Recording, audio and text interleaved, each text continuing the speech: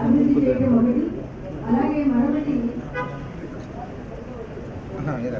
ఉపాధి కల్పన, పరిశ్రమలకు ప్రోత్సాహం, సస్టైనబుల్ డెవలప్మెంట్, దేశ వృద్ధికి అనుసంధానం చేయడానికి మరి రంగాల నిర్మాణం,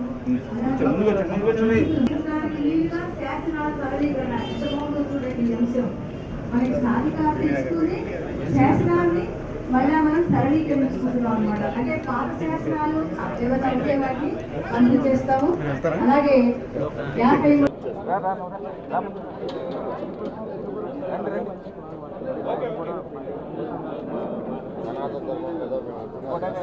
గారు ఇద్దరు రాజకీయ ఇంద్రను ఒప్పించమని ఇంద్రను వెళ్ళి మాట్లాడి ఆయన దగ్గర క్షమాపణ చెప్పి నాకు చెప్తే కాదు సమాజానికి సమాజం చెప్పమన్నాడు. అప్పుడు జరిగింది. అంటే నాకు గతంలో జరిగినవన్నీ పార్టీ నుంచి కూడా మాట్లాడారు. పార్టీలో ఎవరినైనా ఒక ఇంద్రసేనారెడ్డి గారు వీళ్ళంతా వాళ్ళ కేసులు కూడా పెట్టడం జరిగింది. లక్ష్మణ్ గారు, ఇది కేంద్ర ప్రభుత్వ ఆధీనంలో ఉండే సెన్సార్ బోర్డు సార్. దయచేసి ఆ సినిమాలో ఆ పిల్లక బ్రాహ్మణులను కన్నప్ప సినిమాలో చరిత్రను వక్రీకరించి సనాతన ధర్మాన్ని నాశనం చేసే సన్నివేశాలన్నీ పెట్టారు సార్. పార్వతి అమ్మవారిని అర్ధనగ్నంగా పెట్టి ఇచ్చేశారు సార్. అది మీ తమ దృష్టికి తీసుకొచ్చి మీ ద్వారా ఆ సెన్సార్ బోర్డు వాళ్ళు వ్యవహారాన్ని అవమానించడం అనేది సరైన పద్ధతి కాదు. అంటే వాంటెడ్లీ చేస్తున్నారు సార్. వాంటెడ్లీ జరుగుతుంది. మీరే మాకు సెన్సార్ బోర్డు నాకు గుర్తుంది. ప్రధానమంత్రి మోడీ గారి 11 సంవత్సరాల సుపరిపాలన దినోత్సవం సందర్భంగా భారతదేశ పరిపాలన గురించి టొబాకో బోర్డు చైర్మన్ యశ్వంత్ గారికి, పార్లమెంట్ సంయోజక్ భీమినేని చంద్రశేఖర్ గారికి, అలాగే రాష్ట్ర కార్యవర్గ సభ్యురాలు శ్రీమతి ఎడ్లపాటి స్వరూపారాయణ గారికి అందరికీ ధన్యవాదాలు తెలియజేస్తున్నాం. ఇప్పుడు ముందుగా వైద్య ఆరోగ్య శాఖ మంత్రులు ఈ యొక్క ప్రెస్ కాన్ఫరెన్స్ తీసుకోవాల్సిందిగా కోరుచున్నాం.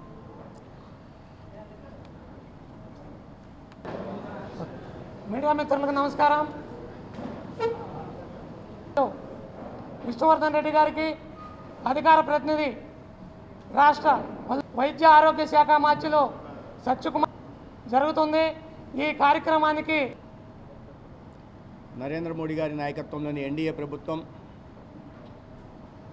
11 సంవత్సరాలు పూర్తి చేసుకుంది. అదేవిధంగా ఆంధ్రప్రదేశ్లో చంద్రబాబు నాయుడు గారి నాయకత్వంలో సరిగ్గా ఇవాళకి కూటమి ప్రభుత్వం 1 సంవత్సరం పూర్తి చేసుకునింది. 11 సంవత్సరాల నరేంద్ర మోడీ గారి పాలన ఈ దేశ రూపురేఖలను మార్చడంలో సఫలీకృతమైంది.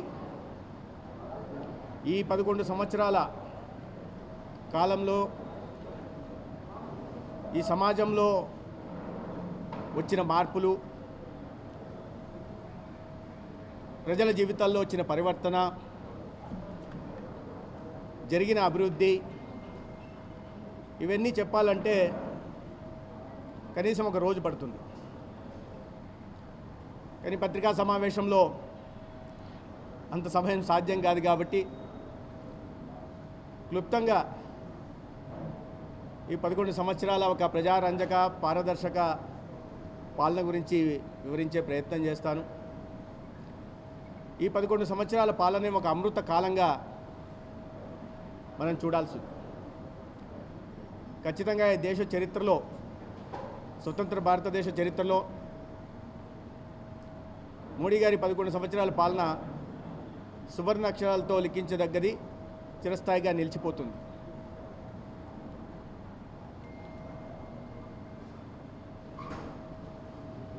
ఈ అభివృద్ధి ఈ 11 సంవత్సరాలు దీన్ని క్లుప్తంగా చెప్పాలంటే అభివృద్ధి, పరివర్తన, మార్పు, ఒక నమ్మకం.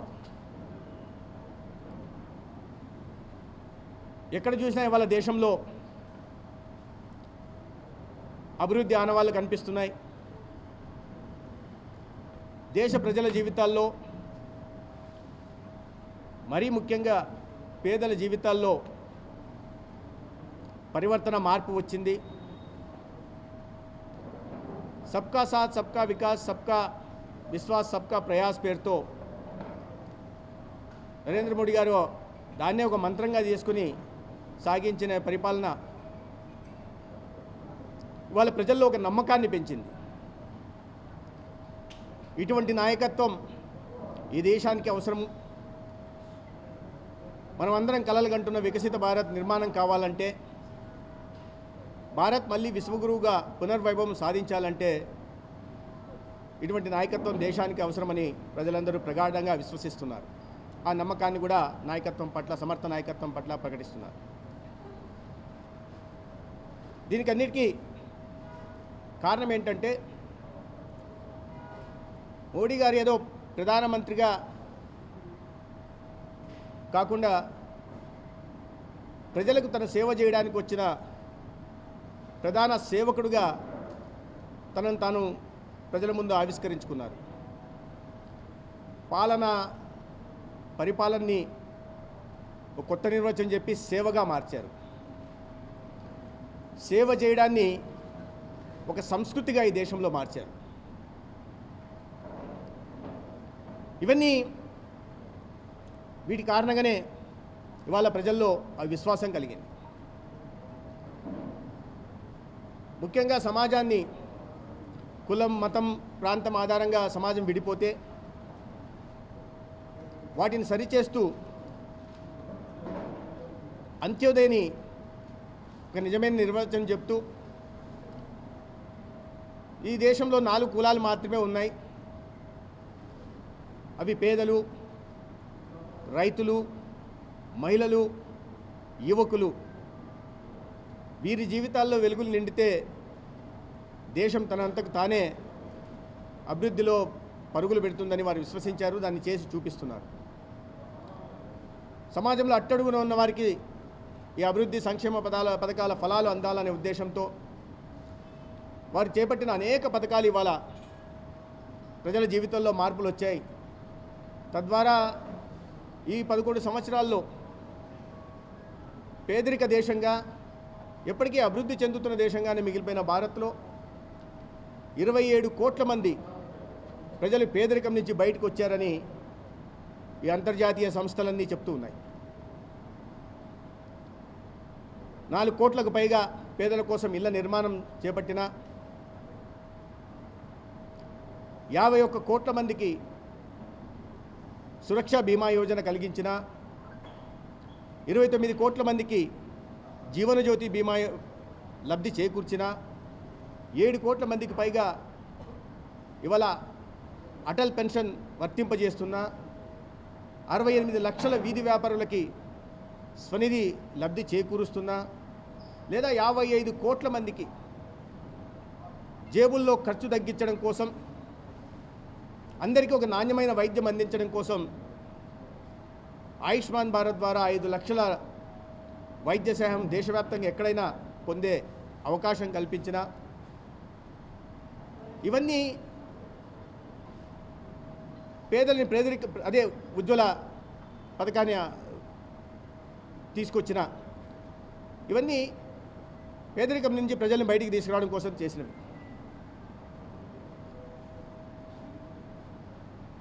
వ్యవసాయ రంగానికి ఇవాళ పెద్ద ఎత్తున ఎక్కడో 28,000 కోట్లు మాత్రమే పెట్టుబడి బడ్జెట్ ఉంటే దాన్ని ఇవాళ పెంచుతూ 5 రెట్లు పెంచి 138,000, ఈ ఆర్థిక సంవత్సరంలో 138,000 బడ్జెట్గా మార్చారు. దాదాపు 90% సబ్సిడీ ఇస్తూ యూరియా, ఫాస్ఫేట్ని రైతులకు అందజేస్తున్నారు. అగ్రికల్చర్ ఇన్ఫ్రాస్ట్రక్చర్ ఫండ్ తీసుకొచ్చి వ్యవసాయ రంగంలో మౌలిక సదుపాయాల కల్పన కోసం 1,00,000 కోట్ల కేటాయింపు చేయడం జరుగుతుంది. 32 కోట్ల సాయిల్ హెల్త్ కార్డులు ఇచ్చిన,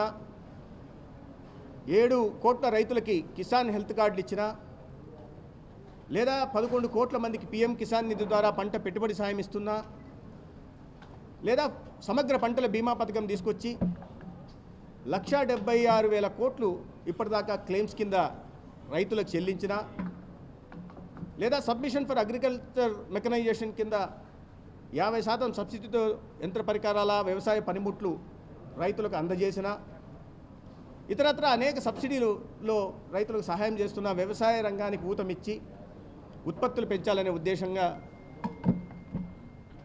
ఉత్పత్తి పెంచాలా ఎగుమతులు పెంచాలనే లక్ష్యంగా వ్యవసాయ రంగాన్ని ఒక సమూలమైన మార్పు తీసుకొచ్చే ప్రయత్నం చేశారు. తద్వారా ఇవాళ రైతాంగం బాగుపడింది, వ్యవసాయ రంగం ఊపందుకుంది. మహిళా సాధికారత గురించి నిరంతరం పరితపించే దేశ ప్రధాని 12 లక్షల మరుగుదొడ్లని వ్యక్తిగత మరుగుదొడ్లని నిర్మించి అక్కచెల్లెల ఆత్మగౌరవాన్ని నింపారు. 9,60,00,000 ఉచిత గ్యాస్ సిలిండర్లు ఇవ్వడం జరిగింది. అదేవిధంగా 53 కోట్ల ముద్రా రుణాలు ఇస్తే దానికోసం 33 లక్షల కోట్లు ఖర్చు పెడితే దాంట్లో దాదాపు 69% మంది మహిళలు లబ్ధి పొందారు. ఈ రకంగా మహిళా సాధికారత కోసం పాటుపడుతూనే ఇవాళ నేషనల్ లైవ్లీహుడ్ మిషన్ ద్వారా కానీ అర్బన్ లైవ్లీహుడ్ మిషన్ ద్వారా కానీ లక్షల కోట్లు స్వయం సహాయక బృందాలకి అందజేస్తూ వారికి ఒక స్వయం ఉపాధి కల్పించే అవకాశాన్ని కూడా కల్పిస్తున్నారు. నిజంగా మహిళా సాధికారత సాధించాలంటే కేవలం ఈ పథకాల లబ్ధి చేకూర్చడం మాత్రమే కాదు, ఆర్థిక పరిస్థితి మెరుగుపరచడమే కాదు, వారికి రాజకీయ అధికారం కూడా ఇవ్వాలనే ఉద్దేశంతో 33% కొన్ని దశాబ్దాలుగా మురిగిపోతున్న ఈ చట్టాన్ని వెలుగులో తీసుకొచ్చి బిల్లును వెలుగులో తీసుకొచ్చి చట్టం చేసి వాళ్ళ చట్టసభల్లో మహిళలకు 33% రిజర్వేషన్ కూడా తీసుకురావడం జరిగింది. ఇక యువకులకైతే అనేక రకాలైన కార్యక్రమం అవుట్ ఆఫ్ బాక్స్ ఐడియాస్తో వాళ్ళు తీసుకొచ్చిన కార్యక్రమాల కారణంగా ఈ దేశంలో ఉంటున్న 80 కోట్ల మంది యువతకి ఉద్యోగ ఉపాధి అవకాశాలు కలుగుతున్నాయి. అది స్టాండప్ ఇండియా కానీ, స్టార్టప్ ఇండియా కానీ, లేదా మేక్ ఇన్ ఇండియా కానీ, లేదా డిజిటల్ ఇండియా కానీ, లేదా స్కిల్ ఇండియా లాంటి అనేక రకాల వినూత్నమైన కార్యక్రమాలు తీసుకోవడం వల్ల, లేదా ప్రధానమంత్రి ఎంప్లాయ్మెంట్ జనరేషన్ ప్రోగ్రామ్ కానీ, లేదా దీన్ దయాళ్ కౌశల్ వికాస్ యోజన కానీ, ఇటువంటి పథకాలు తీసుకొచ్చి అత్యధిక శాతంలో సబ్సిడీలు ఇచ్చి 10 లక్షల నుంచి 2 కోట్ల దాకా ఎటువంటి పూచీకత్తు లేకుండా రుణ సౌకర్యం కలిగించడం, నైపుణ్య శిక్షణ ఇవ్వడం, స్టార్టప్స్ మీద ప్రత్యేక దృష్టి పెట్టడం. ఈ కారణంగా కేవలం 300 ఉంటున్న స్టార్టప్స్ ఇవాళ 1,70,000కి వెళ్ళాయి. దాంట్లో 125 ఒక్కొక్క స్టార్టప్ విలువ $1 బిలియన్ అంటే 88,600 కోట్ల వాల్యుయేషన్తో ఇవాళ 125 స్టార్టప్స్ కూడా వచ్చాయి.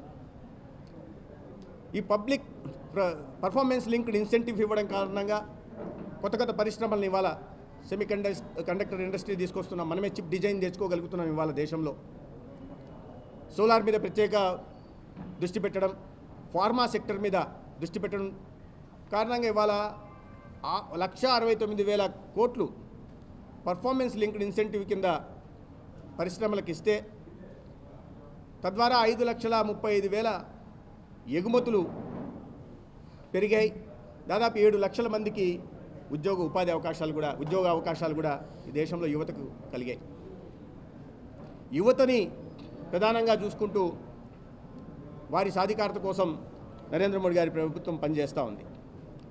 మధ్యతరగతి కోసం అనేక రకాలైన అది వందే భారత్ కావచ్చు, లేదా 2.5 లక్ష మాత్రమే ఆదాయ పన్ను పరిమితి ఉంటే దాన్ని కాస్త 12,75,000కి తీసుకెళ్ళడం వల్ల మధ్యతరగతి కుటుంబంలో ఇవాళ వెలుగులు నిండే పరిస్థితి ఉంది. సూర్యఘర్ లాంటి పథకం తీసుకురావడం వల్ల ఇవాళ వినియోగదారుని ఉత్పత్తిదారుగా చేసే ప్రయత్నం కూడా జరుగుతుంది. దానివల్ల రైతాంగం కానీ మధ్యతరగతి కుటుంబీకులు పెద్ద ఎత్తున లాభపడతారు. ముఖ్యంగా అన్నిటికన్నా ప్రజల్లో నమ్మకం కలగడానికి ప్రధాన కారణం ఏంటంటే నరేంద్ర మోడీ గారు ప్రధానమంత్రిగా బాధ్యతలు చేపట్టడానికి ముందు ఈ దేశంలో ఒక నిస్తేజం, నైరాశ్యం నెలకొని ఉంటే పాలన పట్ల ఒక నమ్మకాన్ని, నాయకత్వం పట్ల ఒక విశ్వాసాన్ని ప్రజల్లో నరేంద్ర మోడీ గారు నింపగలిగారు. ఇవాళ నైరాశ్యం నుంచి ఒక ఆత్మనిర్భర్ భారత్ వైపు, ఒక నవ భారతం వైపు ఈ దేశాన్ని, ప్రజల్ని భాగస్వాములు చేసుకుంటూ 145 కోట్ల ప్రజల్ని భాగస్వాములు చేసుకుంటూ ఇవాళ ముందుకు తీసుకెళ్లారు. ఏది సాధించలేం, మన వల్ల ఏమి కాదు అన్న స్థాయి నుంచి ఇవాళ ఏదైనా చేయగలం, మోడీ హైతో ముమ్కిన్ హై, మోడీ ఉంటే ఏదైనా సాధ్యమవుతుందనే భావన ఇవాళ దేశ ప్రజల్లో కలిగింది. దాని కారణంగానే మనం ఎవరు ఏ ప్రపంచంలో ఏ దేశం చేయలేని పనిని చంద్రమండలంలో దక్షిణ ధ్రువంలో సెటిలైట్ దించగలిగాం. సాంకేతిక పరంగా అనేక రకాలైన విజయాల్ని సాధించాం. 17కు పైగా పేటెంట్లు సాధించాం. ఇవాళ మనం యూపీఐలు కానీ మన టెక్నాలజీ వైపు ప్రపంచం కూడా విస్తుపోయి చూసేలాంటి పరిస్థితి ఇవాళ ఏ రకంగా వీటిని సాధిస్తున్నారు. జన్ధన్ యోజన పట్ల ప్రపంచ దేశాలు దీన్ని ఒక కేస్ స్టడీలాగా చేసుకొని ముందుకెళ్తున్నామంటే ఈ టెక్నాలజీని అనుసంధానంగా పరిపాలనకు అనుసంధానం చేసి ప్రజల జీవితాల్లో ఏ రకంగా మార్పు తెస్తున్నామనేది ఇవాళ ప్రపంచం చూస్తూ ఉంది. మరి ప్రజలు విశ్వాసం కలగడానికి మరొక కారణం ఏంటంటే అవినీతి కూపంలో మరి 11 సంవత్సరాల క్రితం కూరుకుపోయి ఉంటే ఈ దేశం కేవలం 10 సంవత్సరాల యూపీఏ పాలనలోనే కోల్ స్కామ్ కానీ, 2G స్పెక్ట్రమ్ స్కామ్ కానీ, లేదా కామన్వెల్త్ స్కామ్ కానీ, ఇట్లాంటి అనేక రకాల స్కామ్లు జరిగి 12 లక్షల కోట్ల ప్రజాధనం లూటీ అయితే ఈ 11 సంవత్సరాల్లో ఒక్కటంటే ఒక్క అవినీతి ఆరోపణ లేకుండా ఒక పారదర్శకమైన పాలన నరేంద్ర మోడీ గారు అందిస్తున్నారు. కాబట్టి ఇవాళ ప్రజల్లో నాయకత్వం పట్ల విశ్వాసం పెరిగింది. పేదరిక దేశం, అభివృద్ధి చెందుతున్న దేశం దగ్గర నుంచి కేవలం కంట్రీ ఆఫ్ ఇంపోర్ట్స్గా ఉంటే ఇవాళ కంట్రీ ఆఫ్ ఎక్స్పోర్ట్స్గా మనం మార్పు చేసుకోగలిగాం దేశాన్ని. ఇవాళ దిగుమతుల నుంచి ఎగుమతుల దేశంగా $835 బిలియన్ ఇవాళ ఎగుమతులు చేసుకోగలిగాం. $835 బిలియన్ ఎగుమతులు ఇవాళ మన దేశం నుంచి జరుగుతున్నాయి. కేవలం ప్రాసెస్డ్ ఫుడ్ నుంచే $4.9 బిలియన్ ఎక్స్పోర్ట్స్ ఉంటే ఇది 4 లక్షల నుంచి 12 లక్షల మెట్రిక్ టన్నుల నుంచి 232 లక్షల మెట్రిక్ టన్నులు పెరిగి ఇవాళ ఉత్పత్తులు కూడా, ఎగుమతులు కూడా 9% పైగా పోయాయి. మేక్ ఇన్ ఇండియా ద్వారా ఇస్తున్న ప్రోత్సాహకారంగా ఇవాళ 11 లక్షల కోట్ల ఎలక్ట్రానిక్ ఉత్పత్తులు బయట దేశాలకు ఎగుమతులు అవుతున్నాయి. ఇవాళ స్థానికంగా మనం తయారు చేసిన ఉత్పత్తుల పట్ల ప్రపంచ దేశాలు మన వైపు చూసే పరిస్థితి ఉంది. ఇవాళ ప్రపంచంలోనే మొబైల్ ఫోన్లు అంటే 2వ స్థానంలో మనం ఉంటున్నాం. ఆక్వాకు సంబంధించిన ఎగుమతులు ప్రపంచంలోనే మొదటి స్థానంలో భారతదేశం ఉంటుంది. పాలు ఎగుమతుల్లో, పాల ఉత్పత్తుల ఎగుమతుల్లో 2వ స్థానంలో ప్రపంచంలో ఉన్నాం. ఈ రకంగా దేశీయంగా ఉత్పత్తిని పెంచుతూనే వాటిని విదేశాలకు ఎగుమతులు చేస్తూ సంపద సృష్టిని ఇవాళ దేశంలో నరేంద్ర మోడీ గారి నాయకత్వంలో జరుగుతోంది. కాబట్టి ప్రజల్లో ఆ నమ్మకం, నాయకత్వం పట్ల నమ్మకం జరిగింది. ఒక ఆత్మ నిర్భర్ దేశాన్ని ఇవాళ నిర్మాణం జరుగుతూ ఉంది. అందుకే ప్రపంచ దేశాలు భారతదేశాన్ని ప్రత్యేకంగా చూడడం, గౌరవించడం ఇవాళ జరుగుతున్న దానికి కారణం కూడా ఇదే అని మనం గమనించాలి. సంపద సృష్టి అన్నప్పుడు ప్రజలకి, పేదలకి, ఈ దేశంలో ఉన్న ప్రతి ఒక్కరికి, అన్ని వర్గాల వారికి సంపద సృష్టించాలంటే మౌలిక సదుపాయాల కల్పన మీద ప్రత్యేకంగా దృష్టి పెట్టాలి. ఇవాళ 11 సంవత్సరాల కాలంలో 111 లక్షల కోట్ల గతిశక్తి కింద, PM గతిశక్తి కింద పెట్టుబడులు పెట్టాలని నిర్ణయించుకొని ఈ ఆర్థిక సంవత్సరంలో కూడా 11.5 లక్షల కోట్లు క్యాపిటల్ ఎక్స్పెండిచర్ మీద మూలధన వ్యయం చేస్తూ ఇవాళ మౌలిక సదుపాయాల కల్పన జరుగుతూ ఉంది. తద్వారా 59,000 కిలోమీటర్ల హైవేల నిర్మాణం జరిగింది. 32,000 కిలోమీటర్ల రైల్వేల నిర్మాణం జరిగింది. 3,69,000 కిలోమీటర్ల ప్రధానమంత్రి గ్రామ్ సడక్ యోజన ద్వారా గ్రామాలకి ఇవాళ రహదారి సౌకర్యం కలిగింది. 500 జనాభా మించిన ప్రతి హ్యాబిటేషన్కి 99 హ్యాబిటేషన్లకి ఇవాళ రహదారి నిర్మాణం చేసి గ్రామాల ఆర్థిక పరిపుష్టికి కూడా ఈ మౌలిక సదుపాయాల మీద పెడుతున్న పెట్టుబడి కారణంగా దోహదం చేస్తూ ఉంది. ఇది కాకుండా పరిశ్రమలు పెట్టుబడులు కూడా ఉద్యోగ ఉపాధి అవకాశాలు కల్పించాలి, ఎగుమతులు పెంచాలి, సంపద సృష్టించాలంటే పరిశ్రమలు చాలా ముఖ్య భూమిక వహిస్తాయి. దానికోసం కోవిడ్ సమయంలో ఎంఎస్ఎంఈల మీద ప్రత్యేక దృష్టి పెట్టి 2,70,000 కోట్లు emergency linked credit guarantee scheme కింద ఎంఎస్ఎంఈలకు సహకారం అందించిన, ముద్రాలకి నేను చెప్పినట్లుగా 33 లక్షల కోట్ల సహకారం అందిస్తున్నా. ఇవాళ కార్పొరేట్ ట్యాక్స్ని 28% నుంచి 15% తగ్గించడం కారణంగా గత సంవత్సరంలోనే 1,80,000 కంపెనీలు కొత్తగా రిజిస్టర్, ఒక్క సంవత్సరంలోనే 1,80,000 కంపెనీలు కొత్తగా రిజిస్టర్ అయ్యారంటే ఈ ప్రభుత్వం పరిశ్రమల మీద, తద్వారా ఉద్యోగ ఉపాధి అవకాశాల మీద, తద్వారా సంపద సృష్టి మీద ప్రత్యేక దృష్టి పెట్టిందనే దానికి ఒక తార్కాణం. ఈజ్ ఆఫ్ డూయింగ్ బిజినెస్ కూడా ఎక్కడో 142వ స్థానంలో ఉంటే దాన్ని ఇవాళ 63వ స్థానానికి తీసుకురాగలిగాం. పరిశ్రమ వర్గాల్లో పారిశ్రామిక పెట్టుబడుల్లో కూడా మన నమ్మకం పెంచగలిగాం. కాబట్టి ఇవాళ దేశీయంగా పెట్టుబడులు రావడమే కాకుండా విదేశాల నుంచి ఫారెన్ డైరెక్ట్ ఇన్వెస్ట్మెంట్ రూపంలో కూడా $1 ట్రిలియన్ అంటే 100 లక్షల కోట్లు గత 11 సంవత్సరాల్లో మన దేశంలో పెట్టుబడులు పెట్టడం జరిగింది. $1 ట్రిలియన్ పెట్టుబడులు ఫారిన్ డైరెక్ట్ ఇన్వెస్ట్మెంట్ మన దేశానికి వచ్చింది. దేశీయం కూడా పెద్ద ఎత్తున మనం పెడుతున్నాం. ఇవాళ మనం చూసాం, మన రాష్ట్రం కూడా ఒక ఉదాహరణ. గ్రీన్ ఎనర్జీలో ఒక ఎన్టీపీసీనే 1,85,000 కోట్లు పెట్టుబడులు పెట్టింది. దానికి ప్రధానమంత్రి గారు వచ్చి ఫిబ్రవరి నెలలో భూమి పూజ కూడా చేశారు. బీపీసీఎల్ కూడా మన రాష్ట్రంలో 8,500 కోట్లు పెట్టుబడులు. అంటే దేశీయంగా పెట్టుబడులు పెంచుతూ మళ్ళీ విదేశాల నుంచి కూడా పెద్ద ఎత్తున పెట్టుబడులు రావడం వల్ల ఇవాళ దేశ స్వరూపం మారుతూ ఉంది. దాని కారణంగానే అన్నిటికన్నా ప్రధానంగా మనం ఈ సంపద సృష్టికి కొలమానం ఏంటి, కొలబద్ద ఏంటి?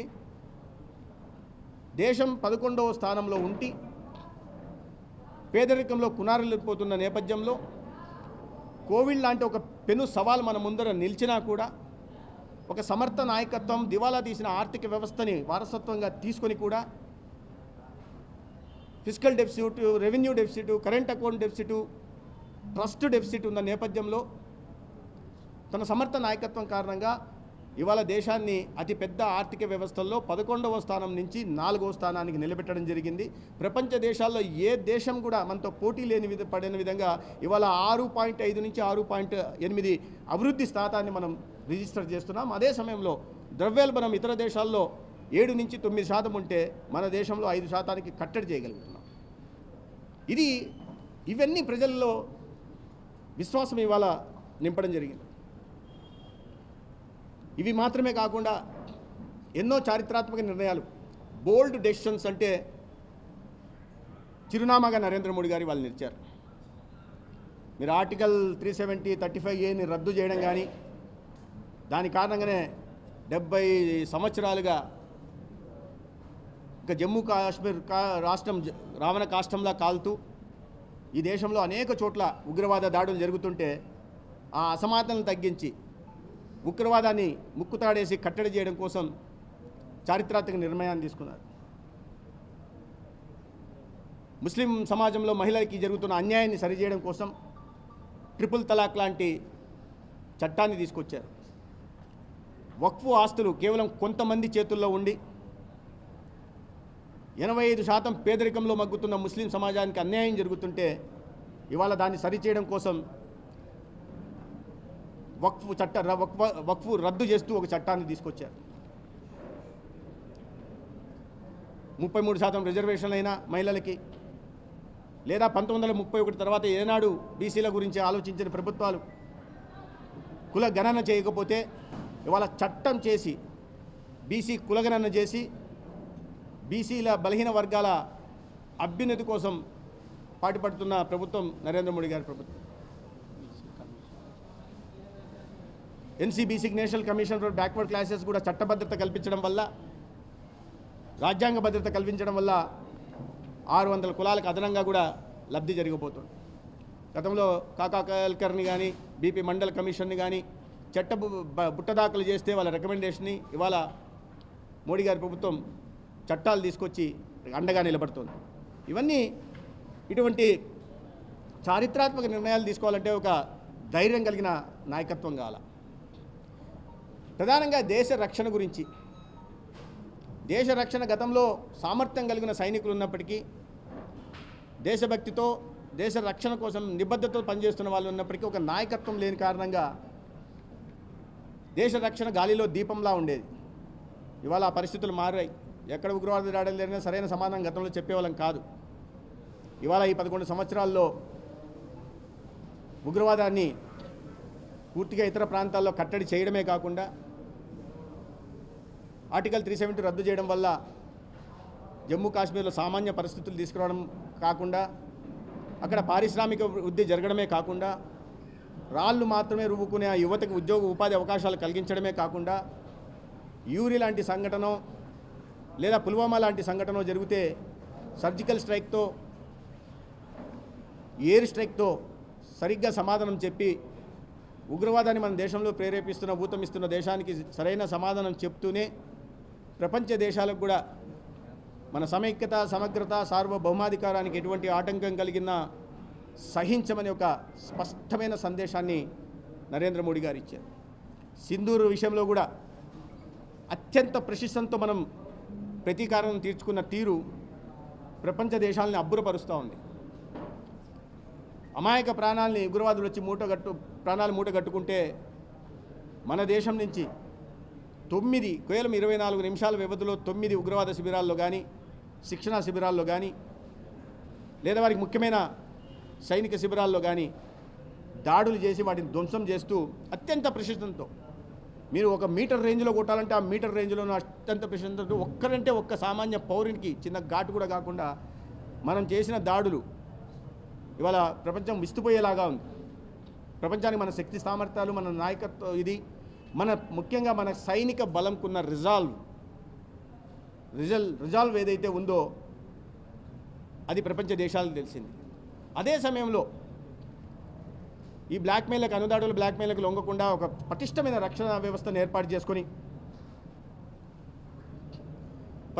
పటిష్టమైన రక్షణ వ్యవస్థను ఏర్పాటు చేసుకొని ఇవాళ బ్రహ్మోస్ 400 కానీ, S-400 కానీ, లేదా బ్రహ్మోస్ కానీ, అగ్ని కానీ, లేదా విక్రాంత్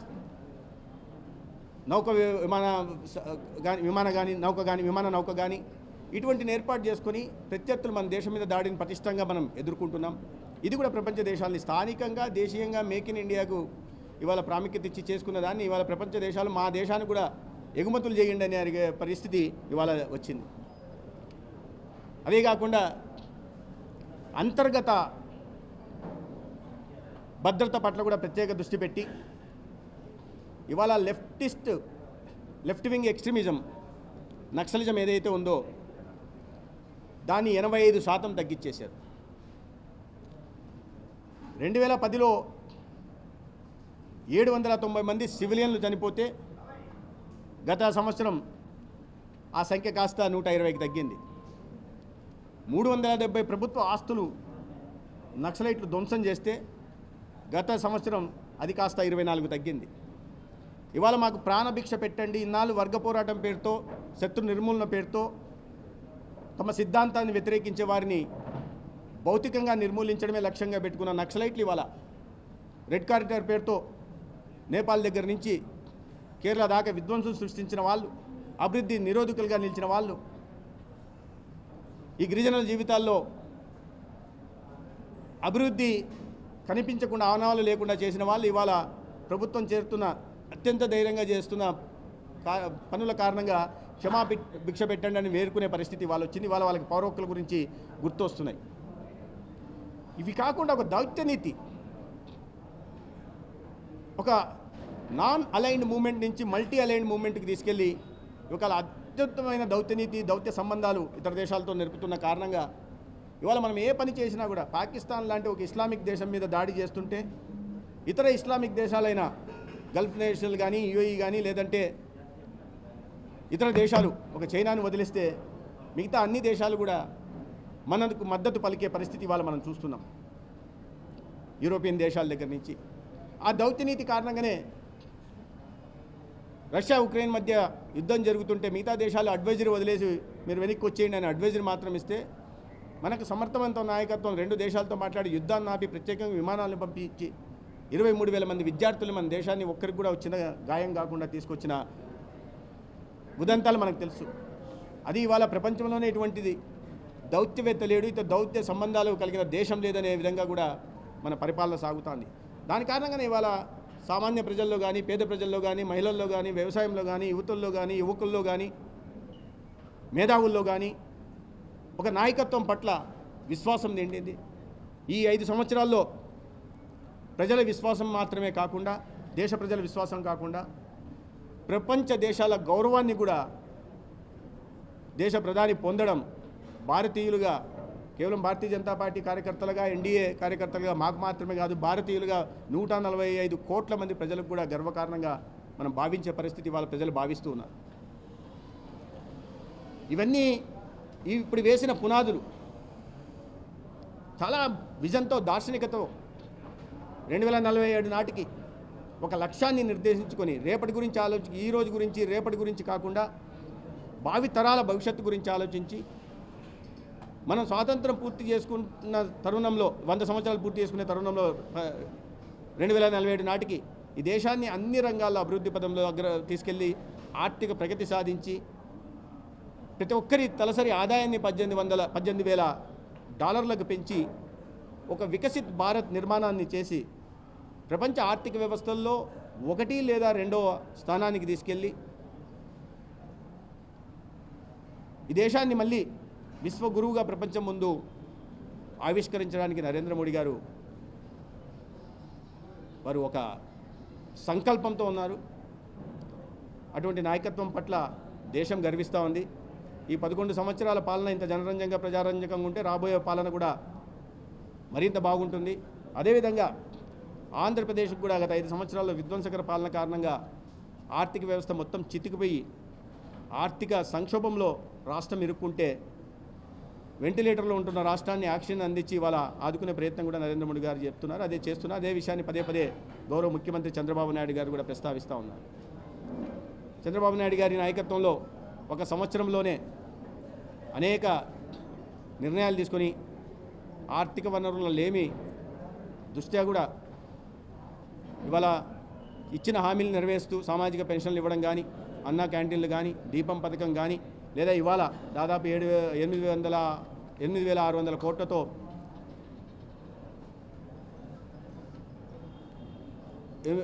కోట్లతో ఇవాళ పిల్లలకి తల్లికి వందనం కార్యక్రమం ప్రారంభించడం కానీ ఇవాళ జరుగుతూ ఉంది. అదేవిధంగా అభివృద్ధి పెట్టుబడులు సంవత్సర కాలంలో 9.5 లక్షల కోట్ల పెట్టుబడులు, తద్వారా 8.5 లక్షల మందికి యువతకు ఉద్యోగ ఉపాధి అవకాశాలు కలిగాయి. పెద్ద ఎత్తున పెట్టుబడులు రాష్ట్రానికి వస్తున్నాయి. మన ఎకనామిక్ కారిడార్లో అభివృద్ధి కనిపిస్తూ ఉంది. కేవలం దేశం నుంచి కాకుండా ప్రపంచ దేశాల నుంచి కూడా రాష్ట్రానికి అభివృద్ధి, ఆ రకమైన నమ్మకాన్ని, విశ్వాసాన్ని చంద్రబాబు నాయుడు గారు, పవన్ కళ్యాణ్ గారు ఇద్దరు కలిసి కల్పించగలిగారు రాష్ట్రం పెట్టుబడిదారులు. కాబట్టి మార్పు వస్తూ ఉంది. సంవత్సర కాలంలో అనుకున్న దానికన్నా ఎక్కువ చేసి చూపించారు. ఈ ఆర్థిక విధ్వంసాన్ని తట్టుకుంటూనే ఇవాళ ఆర్థిక ప్రగతి వైపు రాష్ట్రాన్ని నడిపించే ప్రయత్నం రాష్ట్రంలో జరుగుతూ ఉంది. అన్నీ ఉన్నాయి. పోలవరానికి గతంలో 15,500 కోట్లు ఇస్తే మళ్ళీ ఇప్పుడు అదనంగా 12,500, మొత్తం 28,000 కోట్లు. డాఫ్రమ్ వాళ్ళకి 980 కోట్లు కొట్టకపోతుంటే చూద్దాం చూసి ఫిడేల్ వాయిస్తున్న వాళ్ళు ఇవాళ మళ్ళీ దాని గురించి మాట్లాడుతున్నారు. దానికి 980 కోట్లు. అమరావతికి వరల్డ్ బ్యాంక్ ఏడీబీ కింద రుణం వస్తుంటే దాన్ని సవరిన్ గ్యారంటీ ఇస్తూ కేంద్ర ప్రభుత్వమే చెల్లిస్తూ 15,000 కోట్లని గ్రాంట్ రూపంలో ఇవ్వడం కానీ, 11,000 కోట్లని మళ్ళీ అడుకోనిచ్చి రుణం రూపంలో కానీ, లేదా విశాఖ ఉక్కుని మళ్ళీ నిలబెట్టడం కోసం 11,500 కోట్లు కానీ, లేదా ఒకే రోజు ప్రధానమంత్రి గారు వచ్చి విశాఖపట్నంలో 2,10,000 కోట్ల వివిధ పెట్టుబడుల కార్యక్రమాల, అభివృద్ధి కార్యక్రమాలకి వస్తున్న పెట్టుబడులకు భూమి పూజ చేయడం కానీ ఈ రాష్ట్ర దశని మార్చిపోతున్నాయి. పైన కింద 2 ఎన్డీఏ ప్రభుత్వాలు వస్తే మార్పు అనేది చాలా తొందరలో కనిపిస్తుందని చెప్పడం జరిగింది. అదేవిధంగా పైన ఒక దార్శనికత సమర్థక నాయకత్వం ఉంది. రాష్ట్రంలో కూడా ఆంధ్రప్రదేశ్ అభివృద్ధి లక్ష్యంగా పనిచేస్తున్న నాయకత్వం కూడా ఉంది. కాబట్టి ఈ రెండు కలిసి దేశం ముందుకు ఎలాగూ సాగుతుంది. ఆంధ్రప్రదేశ్ కూడా రాబోయే రోజుల్లో ఏదైతే Swarnandhra healthy wealthy happy Andhra Pradesh నిర్మాణం గురించి రాష్ట్ర ప్రజలందరూ ఆకాంక్షిస్తున్నారో అది కూడా జరిగి తీరుతుంది. ప్రజల ఆశీర్వాదం ఇలాగే ఉండాలని 11 సంవత్సరాలు పూర్తి చేస్తున్న సందర్భంగా కేంద్ర ప్రభుత్వానికి ఆశీర్వాదం ఇవి ఇవ్వాలి, అదే కొనసాగించాలని, 1 సంవత్సరం పూర్తి చేసుకున్న కూటమి ప్రభుత్వానికి గత పరిస్థితులను గుర్తు చేసుకుంటూ ఎటువంటి పరిస్థితుల్లో ఈ రాష్ట్రంలో కూటమి అధికారంలోకి వచ్చింది, ఇంకా 1 సంవత్సరంలో చేయాల్సిన దానికన్నా ఎక్కువ చేసి చూపించడం జరిగింది. రాబోయే పాలన 4 సంవత్సరాల పాలన మరింత ఆశాజనకంగా ఉంటుందని తెలియజేస్తూ ఈ ఆశీర్వాదాన్ని కొనసాగించాల్సిందిగా ఆంధ్రప్రదేశ్ రాష్ట్ర ప్రజల్ని దేశ ప్రజల్ని కూడా కోరుతున్నాను. ఆయుష్మాన్ భారత్ కార్డు చూస్తున్నాం అంటే ఏ స్టేజ్లో ఉంటుందండి? ప్రొఫెసర్గా ఇంత ముందులాగా ఆరోగ్యశ్రీ కార్డులాగా ఆయుష్మాన్ భారత్ కార్డు పత్రికా మిత్రులకి నమస్కారం. మిత్రులారా, మన అందరికీ తెలుసు ఉన్నాయి ఆరోగ్యశ్రీ కార్డులు అంటే ఎన్టీఆర్ వైద్య సేవ కార్డులు 1,43,00,000 కుటుంబాలకి రాష్ట్రంలో ఉన్నాయి. మీరు చెప్తున్న ఆయుష్మాన్ భారత్ కార్డులు కేంద్ర ప్రభుత్వం ఇచ్చే ఆయుష్మాన్ భారత్ కార్డు అంటే ప్రధానమంత్రి జన ఆరోగ్య యోజన అంటారు. దాని కింద 61 లక్షల కుటుంబాలకి ఇవ్వడం జరిగింది. ఇది కాకుండా 70 ఏళ్ళు నిండిన వాళ్ళకి అందరికీ కూడా వయో ఆయుష్మాన్ భారత్ కార్డులు ఇవ్వడం జరుగుతోంది. దాని లబ్ధిదారులు దేశవ్యాప్తంగా 6 కోట్లు ఉంటే మన రాష్ట్రంలో 26 లక్షల మంది ఉంటున్నారు. 61 లక్షల కుటుంబాలకి ఆల్రెడీ ఆయుష్మాన్ భారత్ కార్డు ఉన్నాయి. ఈ వయో 70 ఏళ్ళు దాటిన వాళ్ళకందరికీ కూడా అనేక చోట్ల, ఎందుకంటే చాలామందిలో అవగాహన లేదు, అవగాహన కల్పిస్తూ 70 ఏళ్ళు నిండిన వాళ్ళు ప్రతి ఒక్కరు కూడా ఆన్లైన్లో ఈ కార్డు పొందడానికి అవకాశం ఉంది. తద్వారా అదనంగా కుటుంబానికి లభిస్తున్న 5 లక్షల వైద్య సాయానికి అదనంగా మరి 5 లక్షలు వైద్య సాయం పొందడానికి, ఎందుకంటే వయోభారం కారణంగా అనారోగ్యం బారిన పడే అవకాశాలు ఎక్కువ ఉన్నాయి. కాబట్టి నరేంద్ర మోడీ గారు ఆయన ఆలోచించి కుటుంబంలో సభ్యులు కొంతమంది చూసుకోకపోవచ్చు, కాబట్టి దాన్ని సరిచేయడం కోసం ఈ పథకాన్ని తీసుకొచ్చారు. ఆన్లైన్లో అప్లై చేసుకునే అవకాశం. ఎన్టీఆర్ వైద్య సేవ తీసేసి 25 lakhs ఎంత ప్యాకేజ్ పెడతాం కదా, అది ఎప్పటి నుంచి మేము ఎన్టీఆర్ వైద్య సేవ ఆరోగ్యశ్రీ పేరు మారి ఎన్టీఆర్ వైద్య సేవ అయింది. ఎన్టీఆర్ వైద్య సేవ కొనసాగుతుంది. దాంట్లో ఏమవుతుందంటే ఒక హైబ్రిడ్ మోడ్లో తీసుకొస్తున్నాం. హైబ్రిడ్ మోడ్ అంటే ఈ 1,43,00,000 కుటుంబాలకి ముఖ్యమంత్రి గారు మరొక 20 లక్షల కుటుంబాలు, మధ్యతరగతి కుటుంబాలు, ఏపీఎల్ ఫ్యామిలీని కూడా చేర్చమన్నారు. 1,43,00,000కి ఈ ఎన్టీఆర్ వైద్య సేవ పథకం వర్తిస్తుంది. దీన్ని 3 విభాగాలుగా విభజించాం. ఒకటి 2.5 లక్షల రూపాయల వరకు ఇన్సూరెన్స్ మోడ్లో, దానికి ప్రతి కుటుంబానికి 1,60,00,000 కుటుంబాలకి రాష్ట్ర ప్రభుత్వమే ఇన్సూరెన్స్ ఇది ప్రీమియం కడుతుంది. మిగిలిన 5 లక్షల రూపాయల వరకు జన ఆరోగ్య యోజన ద్వారా కేంద్ర ప్రభుత్వం సహకారం వస్తుంది, కానీ అది 61 లక్షల కుటుంబాలకి మాత్రమే వర్తిస్తుంది. మిగిలిన 1,00,00,000 కుటుంబాలకి తర్వాత ఈ 1,63,00,000 కుటుంబాలు ఏదైతే పూర్తిగా అనుకుంటున్నామో 25 లక్షల దాకా, ఆ 2.5 లక్షల పైబడి 25 లక్షల దాకా ఎన్టీఆర్ వైద్య సేవ అందిస్తుంది. దాని మీద రకరకాల మీటింగ్లు చేయడం జరిగింది.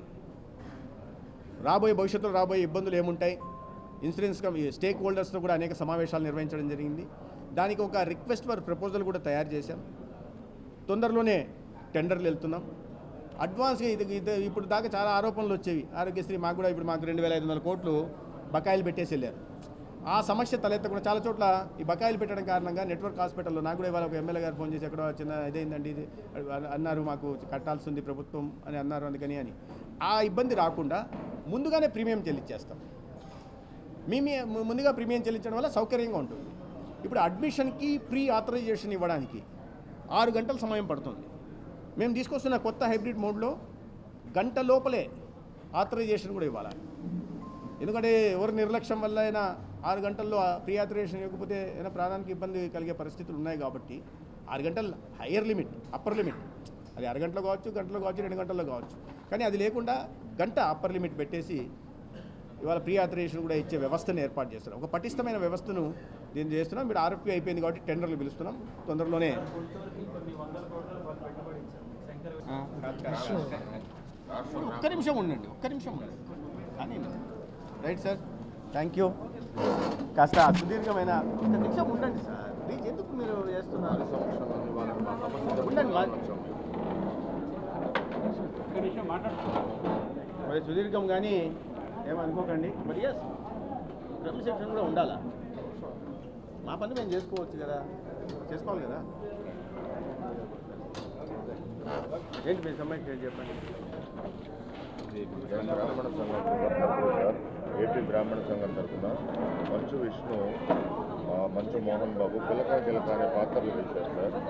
ఒక 13 సంవత్సరాల క్రితం చేస్తే బీజేపీ నాయకత్వం ఆంధ్రప్రదేశ్ వైద్య ఆరోగ్య శాఖ మంత్రి, పార్టీ జాతీయ కార్యదర్శి సత్యకుమార్ గారు ఈరోజు గుంటూరులో, నిన్న కేంద్ర మంత్రులు కిషన్ రెడ్డి గారు విజయవాడలో, అదేవిధంగా బండి సంజయ్ గారు తిరుపతిలో, డాక్టర్ లక్ష్మణ్ గారు ఓబీసీ మోర్చా జాతీయ అధ్యక్షులు విశాఖపట్నంలో ఈ 2 రోజుల పాటు జాతీయ పార్టీ సూచన మేరకు వీళ్ళందరూ కూడా పాల్గొనడం జరుగుతుంది.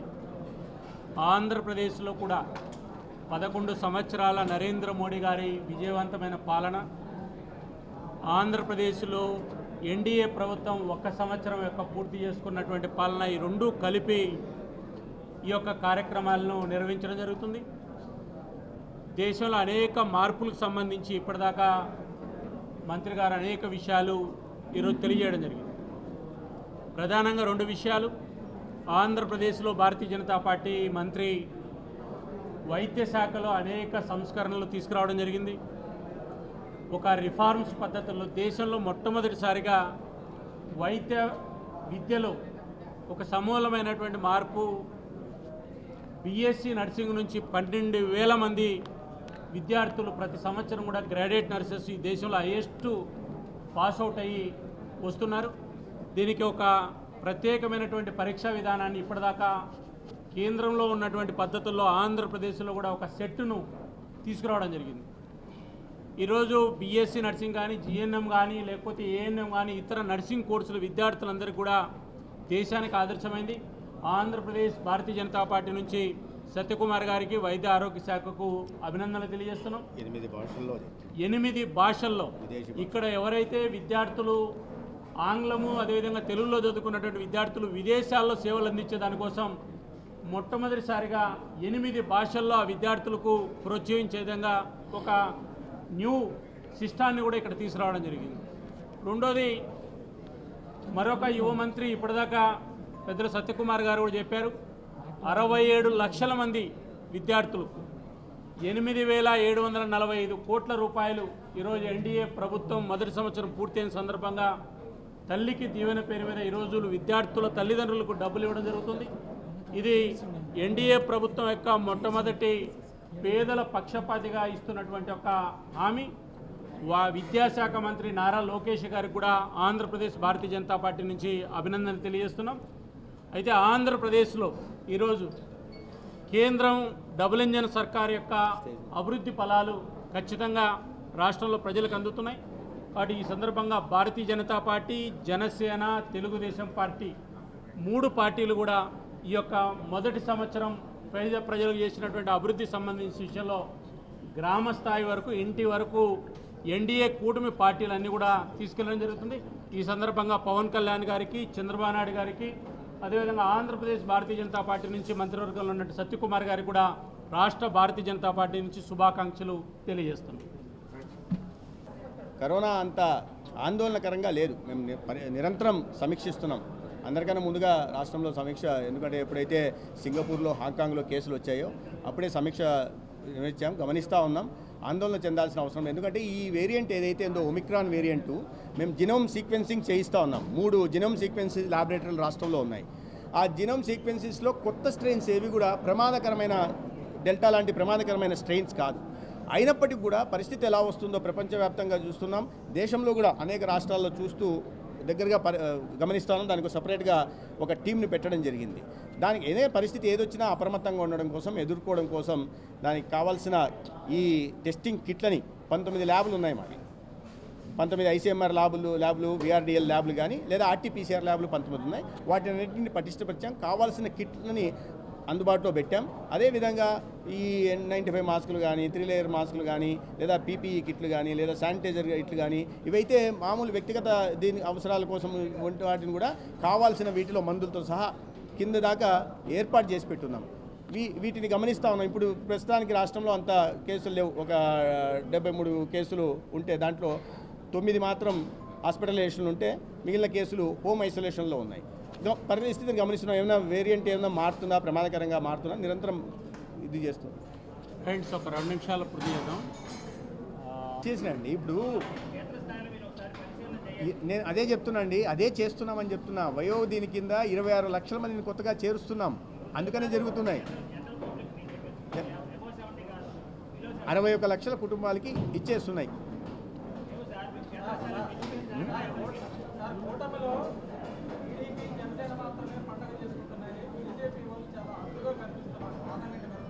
ఇవాళ మేము పెట్టాము, ఎక్కడ చూసినా పండగలు చేస్తున్నాం. నేను అనంతపూర్లో చేసి వచ్చా, నేను సాయంత్రం ధర్మవరంలో చేసి వచ్చా. అందరం చేస్తాను. పండగ కూటమి తరపున అందరం చేస్తున్నాం. ఇవాళ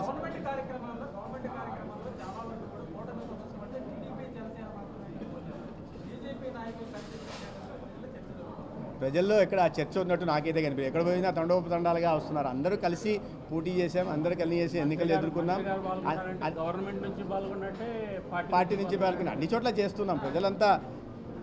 ప్రజలంతా పాల్గొంటున్నారు. ఆ రకంగా మీరు మళ్ళీ ఏదో ఒక ఉద్దేశంతో ఏమన్నా ప్రతిపక్ష అజెండాతో ఏదో పెట్టాలి అని భావిస్తే మేమేం చేయలేం. కానీ ప్రతిపక్ష వాళ్ళు కొంతమంది అంటారు, ఖచ్చితంగా ప్రతిపక్షం ఆ మాట అంటుంది. ప్రజలు కాదు, మీరు చెప్తున్న ప్రజలు బహుశా వైసీపీ వాళ్ళు ఉంటారు. జగన్మోహన్ రెడ్డి గారి పత్రిక చదివి దాన్ని చూసి మాట్లాడుతున్న వాళ్ళు ఉంటారు. ఎందుకంటే ఆ పత్రికలో రాస్తుంటారు ఇట్లా కూటమిలో విభేదాలు అని. అది చూసి ఎవరన్నా భావనలోకి వచ్చింటే దాన్ని మనం ఏం చేయలేము.